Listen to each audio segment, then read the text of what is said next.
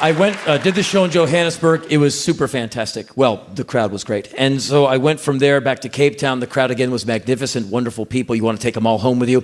And then for 2 days, I had a film crew with me, and I went all over the Cape Town area, and I interviewed very interesting people.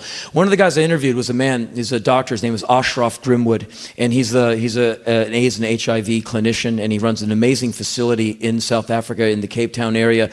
And he, with antiretroviral treatment, he keeps people alive. He's part of a program called ARC, Absolute Return for Kids. And what his mission is to keep HIV infected adults alive long enough so their children can live long enough to not become orphans when the parents eventually die. This guy's work is grim, and he's saving lives every day. And so I am standing in front of his wonderful facility with my film crew, and I'm asking him these questions. And I'm saying, so, what's it like working here? And he said, well, I work a 15-hour day. I go, wow, what do you do? He said, well, me and 3 nurses and over 200 patients a day. I said, over 200 patients and you? How do you do it? And as you know, there's no simple solutions. You just got to throw your shoulder into this stuff and care a lot. And he said, I get up really early in the morning, Henry. That's how you get it done. I'm like, okay, sorry.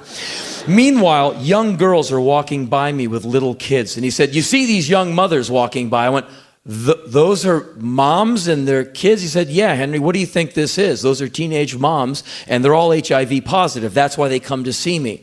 And so I said, well, okay. And so we walk into the facility. He gives me a quick tour of the facility. The facility is fantastic, and there's a lot of people waiting for treatment, so Dr. Grimwood doesn't have a whole lot of time to mess around. He's got a world to save. And so I said, Dr. Grimwood, I see what you do once people are infected. I love your facility, right on. But what do you do as a preventative measure? And he said, Henry, I can go from township to township and give the condom speech until I'm blue in the face and fall over. But you want to end HIV and AIDS in South Africa? I said, yeah, sure. He says, you end world hunger. You end poverty. You end food insecurity. And all of a sudden, AIDS and HIV in South Africa will become much, much smaller. Because it's poverty, food insecurity, and hunger that drives people to make really awful decisions, like these young girls who sell their bodies, and they become infected, and they become mothers. And the only way they can feed their kids is to sell their bodies. What choice do you think they make, Henry? Sit at home and starve the kid, or go out and sell my body to a man who won't use protection and get all messed up and feed the kid? I said, they do the prostitution, they feed the kid. He goes, that's right, Henry, and that's why I come into this building every day. So if you have a solution to fix world hunger, you get on that, and when you get that done, you get back to me. I gotta go. And he left. And so all of you in here, I think we're unanimous in that we would love to see world hunger end exactly like 150,000 years ago.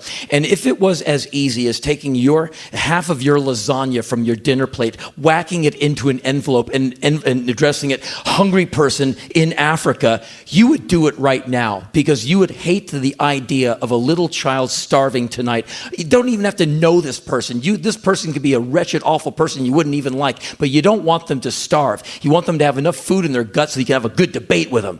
And so obviously it's not an easy answer. Otherwise we would have taken care of it. What is the answer? Hell, man, I don't know. Maybe it's the rest of the world looking at like the 8 mean motherfuckers like Dick Cheney who like tyranny and like to starve the world, and saying, you know what, motherfuckers, we're not doing this anymore. We're coming up with something different because we value life and we don't like seeing kids starve, so fuck you. And maybe that's what you all did by voting for your new prime minister. Maybe that's a step in this direction. And maybe more people should travel outside of their boundaries and go to places like South Africa and see the stuff up close, so they become energized and feeling like they want to be part of a solution or part of making this situation change, because they certainly wouldn't want to have it happen to their family or their friends or themselves. And this is one of those 101 conclusions I came to when I was in South Africa. I left there and I spent the rest of the day walking around a township with a man who's the mayor of the township, a man so appropriately named I can't even stand it. The guy's name is Africa Moni. Me and Africa Moni walked all over this massive township, little children running around everywhere. Africa Moni does not have a smile on his face. He beams, he radiates, and all these kids run by, they're everywhere. I said, Africa, and I'm talking to a man, but by talking to him, I'm addressing a continent. It was awesome. I said, Africa, what are you going to do about all these kids? And the kids are beautiful, and they're all looking at me, and they're tripping on the tattoos. Like, they grab my arm and read it like it's a paper, like, and they're done. They keep on running. And he said, Henry, Education, education, education. Education is the only thing that will save these children from death. And he's smiling. I'm like, this is a good thing? And like, he's dead with a big smile. Come and visit the school. He takes me to the school. And there's so many kids on this township. There was one little school. And so basically they power learn the kids. They bring them in, sit down, shut up. Add, subtract, multiply, sing, spell, read. Go! Next group, come in. And the teacher's like, because they try and teach as many kids as they do, because the only way these kids are going to survive is be able to get a job and to learn what to do when it comes time to have sex. And I hung out with Africa until the sun came down, and I met so many people in his township, and these people have a sense of community that is so strong because they don't have any space between life and death. They've got each other, and they've got their promise of freedom.